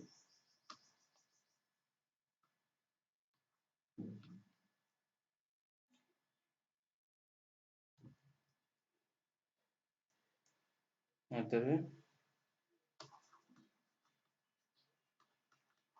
கோல்டன் குளோப் விருது.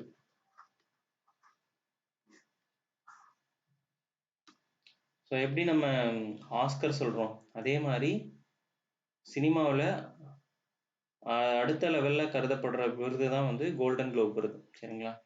ஸோ இது பார்த்தீங்கன்னா 5 விருதுகளை வந்து இந்த ஆண்டு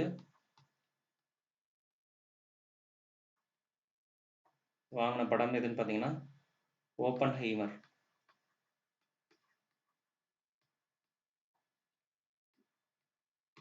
ஓப்பன்ஹைமர் வந்து வாங்கியிருக்கு. சரிங்களா? ஸோ இப்போ நடக்கிறது 81வது விருது வழங்கும் விழா. சரிங்களா? இங்கன்னா அமெரிக்காவில் லாஸ் ஏஞ்சல்ஸ்ல வந்து நடந்திருக்கு. சரிங்களா? இந்த ஓப்பன்ஹைமர் பொறுத்த வரைக்கும் அதோட இயக்குனர் கிறிஸ்டோபருக்கு வந்து சிறந்த இயக்குனருக்கான விருது வழங்கியிருக்காங்க. சரிங்களா? கிறிஸ்டோபர் நோலன் 5 விருது வந்து ஓப்பன்ஹைமர் படம் வாங்கியிருக்கு. சரிங்களா? அது தெரிஞ்சுக்கோங்க. ஜஸ்ட் இதெல்லாம் வந்து எக்ஸ்ட்ரா இன்ஃபர்மேஷன் தான். சிறந்த இயக்குனருக்கான விருதும் அந்த படத்துக்கு தான் வழங்கியிருக்காங்க. கிறிஸ்டோபர் நோலனுக்கு வாங்கியிருக்காங்க. அதே படத்துல நடிச்ச நாயகன் செலியன் மர்ஃபிற்கு சிறந்த நடிகருக்கான விருதும் கொடுத்துருக்காங்க. சரிங்களா? அதுக்கப்புறம் அதில் நடிச்ச ஜூனியர் துணை நடிகைக்கு வந்து பார்த்தீங்கன்னா டவுனி ஜூனியருக்கும் வந்து அந்த சிறந்த துணை நடிகருக்கான விருது வந்து வழங்கியிருக்காங்க. அதே மாதிரி லூசு விக் கோரன் அவருக்கு வந்து பார்த்தீங்கன்னா இதே படத்துக்கு சிறந்த பின்னணி இசை. இது மாதிரி 5 விருதுகள் வந்து வாங்கியிருக்காங்க. ஸோ இதெல்லாம் நான் பிடிஎஃப்ல கொடுக்குறேன். ஜஸ்ட் இப்போதைக்கு நீங்க கோல்டன் குளோப் விருதுனா என்ன, இது ஆஸ்கருக்கு இணையாக கருதப்படும் ஒரு திரைப்படத்திற்கு வழங்கப்படும் விருது. இது எப்போ 81வது விருது வழங்கும் விழா நடந்திருக்கு, லாஸ் ஏஞ்சல்ஸ் நடந்திருக்கு. 5 விருதுகளை வந்து ஓப்பன்ஹைமர் வந்து படம் வந்து வழங்கி பெற்று உள்ளது. சரிங்களா? அது மட்டும் இங்க தெரிஞ்சுக்கோங்க.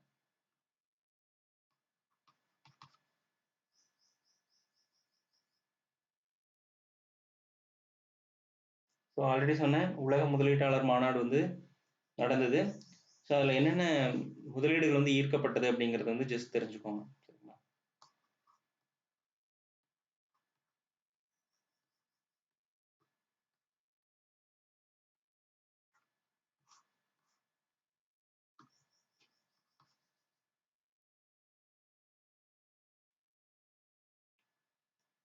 ஸோ இந்த ஆண்டு 2024 நடைபெற்ற இந்த மாநாட்டில் எவ்வளோ முதலீடுகள் ஈர்க்கப்பட்டது அப்படின்னா 6.64 இது கண்டிப்பாக கேட்கலாம் லட்சம் கோடி முதலீடுகள்.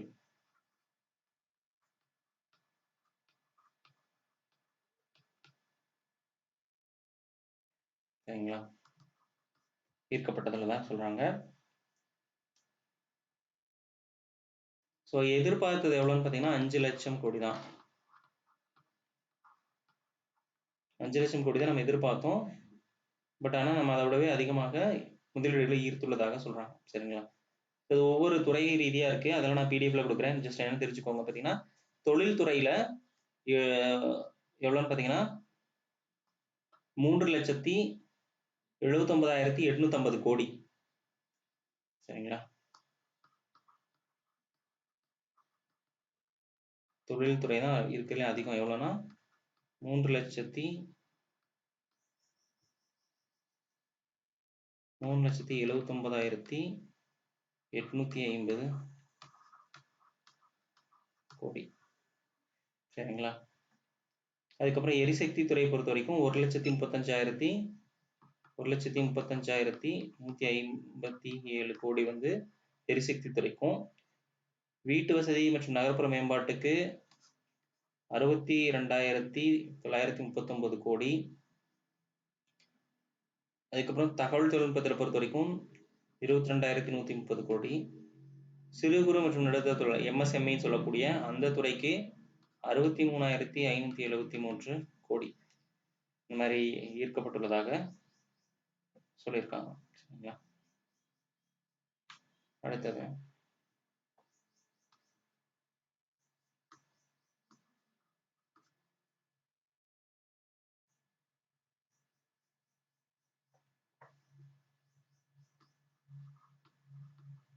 சிறப்பு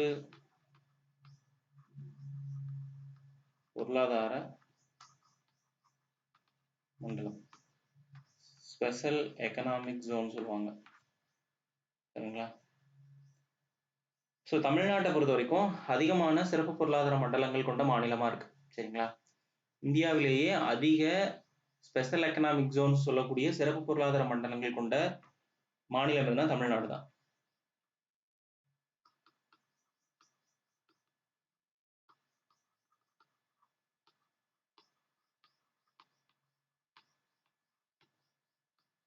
எவ்வளோனா 54.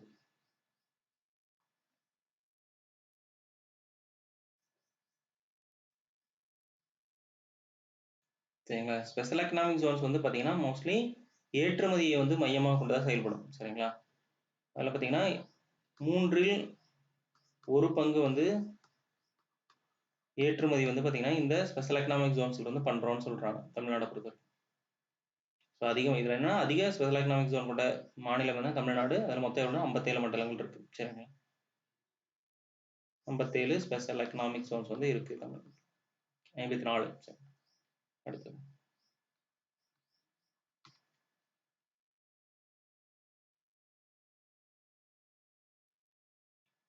பெண்களுக்கான சிறந்த இந்திய நகரம்.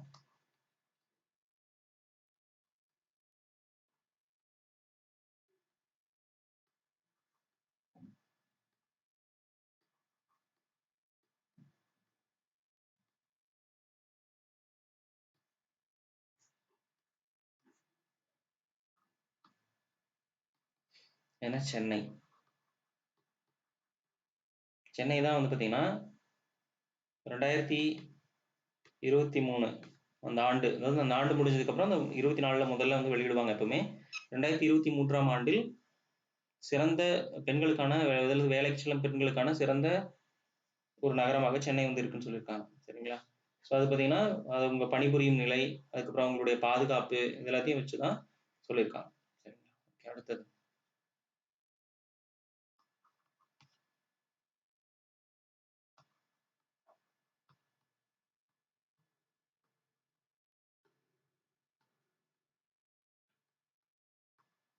வங்காளதேச தேர்தல் 2024.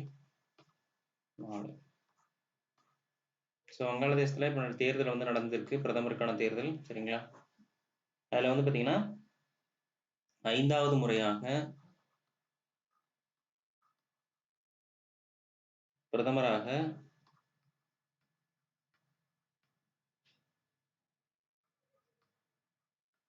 ஷேக் ஹசீனா அவங்க வந்து தேர்ந்தெடுக்கப்பட்டிருக்காங்க. சரிங்களா? ஸோ இந்த முறை தேர்ந்தெடுக்கப்பட்டதுனால இவங்க உலகின் மிக நீண்ட கால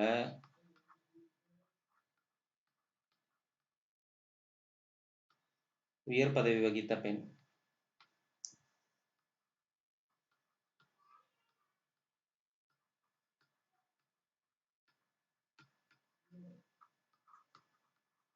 பெண் என்ற பெருமையை வந்து பெற்றுள்ளார். சரிங்களா? ஸோ இவங்களுடைய கட்சி பேர் என்னன்னு பார்த்தீங்கன்னா அவாமி லீக் அப்படிங்கிற கட்சி. சரிங்களா? 5வது முறை உலகின் மிக நீண்ட காலம் உயர் பதவியில் வகித்த பெண் யாருன்னா ஷேக் ஹசீனா. ஓகே.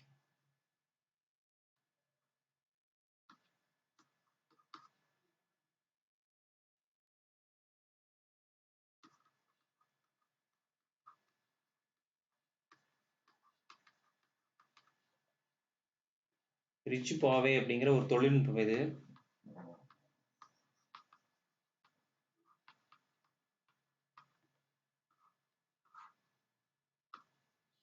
என்ன சொல்றாங்க அப்படின்னு பார்த்தீங்கன்னா இவங்க இந்த பார்டர் ரோட்ஸ் நம்ம படிச்சோம்ல, எல்லைப்புற சாலைகள், அந்த பார்டர் ரோட்ஸை வந்து பார்த்தீங்கன்னா அருணாச்சல பிரதேசத்துல உள்ள சீன எல்லையில இந்த ரிஜு பூவே அப்படிங்கிற தொழில்நுட்பத்தை வச்சு அமைச்சிருக்காங்க. அருணாச்சல பிரதேசத்துல இருக்க எல்லை சாலையை அமைச்சிருக்காங்க. சரிங்களா?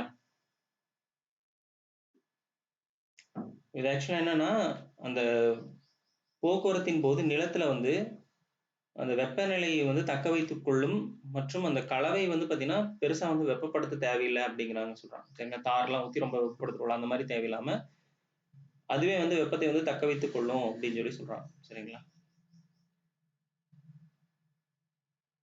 ஸோ இது ஒரு எண்ணெய் அந்த மாதிரி வச்சு இதை வந்து தயாரிச்சிருக்காங்க.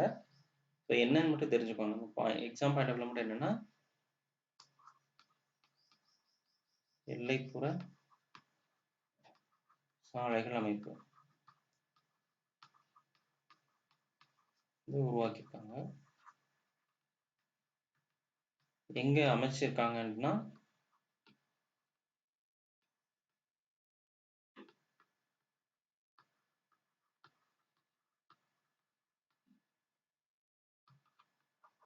அருணாச்சல பிரதேசம்.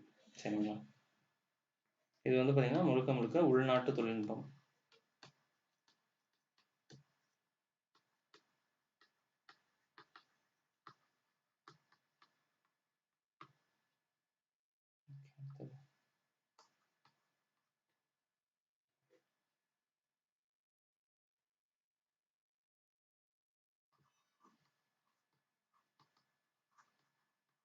மிதக்கும் சோலார் மின் உற்பத்தி நிலையம். ஸோ எங்க கொண்டு வந்திருக்காங்கன்னு பார்த்தீங்கன்னா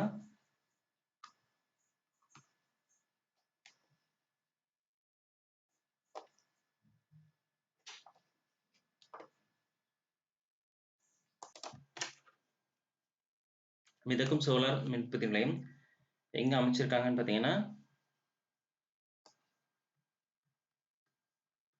நர்மதா நதியில ரூபாய் 3,950 கோடி செலவில் வந்து பண்ணியிருக்காங்க. சரிங்களா? ஸோ இதுல முதல் கட்டமாக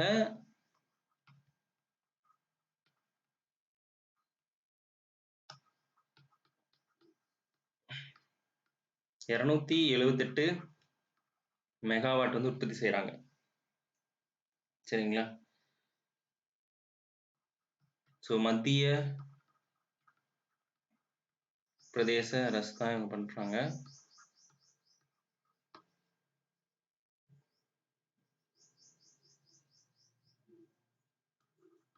கிட்டத்தட்ட நமக்கு 12 லட்சம் டன் வந்து கார்பன் வந்து உமிழ்வு வந்து தடுக்கப்படும் சொல்றாங்க.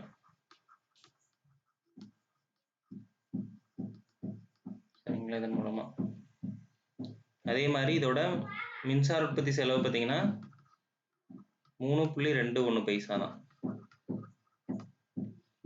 ஸோ இதனால 2 விஷயம் நடக்கும். இந்த மிதக்கும் சோலார் தண்ணி மேலே அப்படியே மிதக்கிற மாதிரி சோலார் உற்பத்தி செய்யறதுனால அந்த கூலிங்காக தனியா வந்து தண்ணியை வந்து பம்ப் பண்ண தேவையில்லை. அதே மாதிரி அந்த நீர் பரப்பு மேல இருக்கறனால நீர் ஆவியாவதும் தடுக்கப்படுதுன்னு சொல்லியிருக்காங்க. 2 விஷயம் சொல்லியிருக்காங்க. ஸோ இன்னும் நிறைய இருக்கு கரண்ட் அஃபேர்ஸ் இதுல. நம்ம இந்த கிளாஸ்